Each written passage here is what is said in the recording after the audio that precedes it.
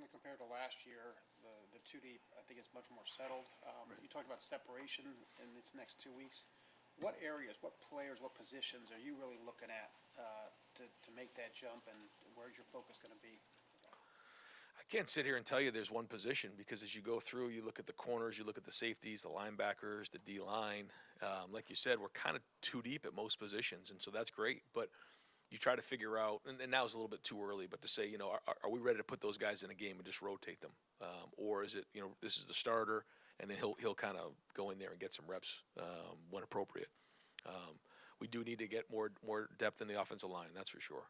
I feel pretty good about 5, 6 guys, but we need to get to 7, 8, 9, which was a strength for us the last couple of years.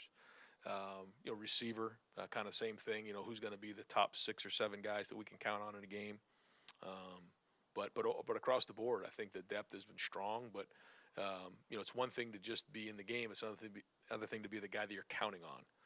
And I think that's when you go into a new team, it's just a different feel.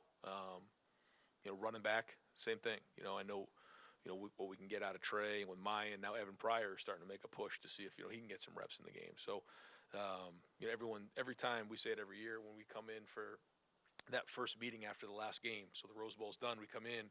Those seniors are now gone. Some new guys have moved up front, and then everybody's moved down a couple seats. And these seats right here are different than the ones when they were back there than they were back there. And I think learning what those roles are going to be as someone you can count on with leadership is all important.